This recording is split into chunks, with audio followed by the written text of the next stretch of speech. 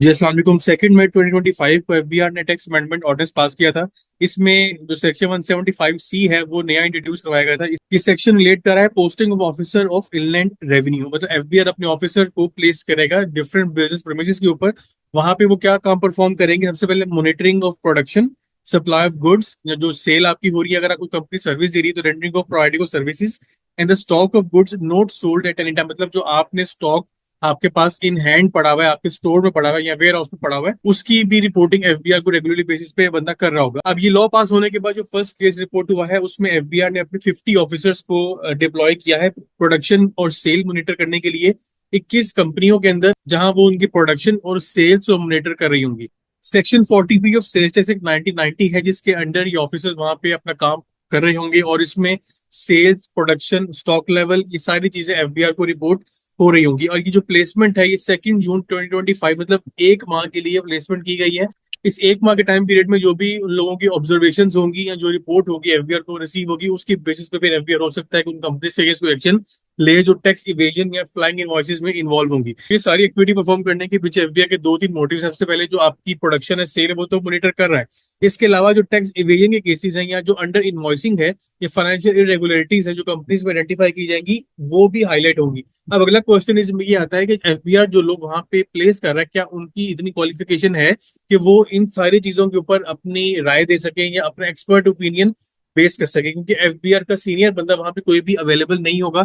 जो tax officer है, एक जूनियर लेवल का बंदा वहां प्लेस किया जा रहा है, और उसकी इतनी अंडरस्टैंडिंग या उसकी इतनी ट्रेनिंग नहीं है कि वो वहां जाके एक क्रिटिकल पॉइंट ऑफ व्यू से चीजों को रिव्यू कर सके।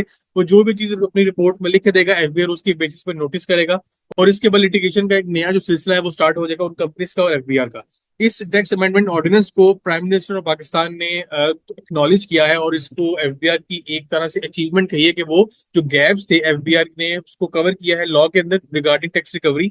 लेकिन दूसरी तरफ अगर हम देखें तो नेशनल असेंबली की फाइनेंस कमेटी है, उसने एफबीआर पे काफी ज्यादा तनकीद की है। तनकीद इसलिए की है कि ये ऑर्डिनेंस डायरेक्टली प्रेसिडेंट से साइन करवाया गया, इसको नेशनल असेंबली सेनेट के थ्रू रूट नहीं किया गया।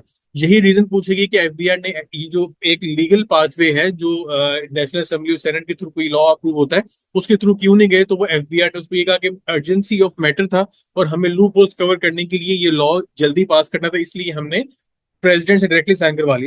लेकिन नेशनल असेंबली की फाइनेंस कमेटी ने एफबीआर को डायरेक्शन इशू की है कि एफबीआर इस एक्ट को एज अ बिल प्रेजेंट करे, और इसमें जो वर्डिंग यूज की गई है फाइनेंस कमेटी की तरफ से, we are waiting for it to come to us as a bill, then we will scrutinize it thoroughly. FBR के जो लॉ पास किया गया है उसको क्रिटिसाइज किया जा रहा है नेशनल असेंबली की तरफ से, और इसमें कहा यह जा रहा है कि इसको दोबारा से एज अ बिल प्रेजेंट किया जाए, इसको एक दफा से रिव्यू किया जाएगा और उसके बाद इसको एज अ लॉ इंप्लीमेंट किया जाएगा। अभी इसको इंप्लीमेंट नहीं करना चाहिए। एफबीआर का इस पर ये स्टांस है कि इसको एक दो माह के लिए ट्रायल पीरियड के लिए इसको इंप्लीमेंट करके देख लेना चाहिए। अगर कोई मसला आता है तो फिर हम इसको होल्ड कर लेंगे, लेकिन इस चीज पे फाइनेंस कमेटी एग्रीड नहीं है। उन्होंने यही कहा है कि आप इसको एज अ बिल प्रेजेंट करें, उसके बाद हम डिसाइड करेंगे कि इस पे क्या फर्दर एक्शन होगा। तो ये रिसेंट अपडेट थी रिगार्डिंग टैक्स अमेंडमेंट लॉज और सेक्शन 175 सी जो कि न्यूली इंप्लीमेंट किया गया। आप टैक्स ऑफिसर्स आपके बिजनेस प्रीमिसेस के ऊपर भी प्लेस किए जा सकते हैं। इंशाल्लाह नेक्स्ट वीडियो में टॉपिक को डिस्कशन का ख्याल रखिएगा। अल्लाह हाफिज़। मैंने अपने व्हाट्सएप पे चैनल बनाया है सीए पैकेज शेख के नाम से। इसमें जितनी भी रीसेंट अपडेट्स हैं वो आपको एक्सक्लूसिवली यहाँ पे अवेलेबल होंगी, रियल टाइम पे आपसे शेयर की जाएंगी। उसके बाद वीडियो में जो भी मैं डिस्कशन करता हूँ उसको मैं पहले ही ग्रुप में बता दूंगा इंशाल्लाह कि जो आज हम डिस्कशन करेंगे वो किस टॉपिक के ऊपर होगी। उसके अलावा जो भी नई अपडेट्स आएंगी वो इस चैनल के ऊपर आपको उसके लिंक्स या डॉक्यूमेंट्स आपको अवेलेबल होंगे। तो आपसे रिक्वेस्ट है, मैंने लिंक इस चैनल का डिस्क्रिप्शन में ऐड कर दिया, आप उसको जाकर फॉलो करें ताकि आप रिसेंट अपडेट्स के साथ इन टाइम अपडेटेड रहें।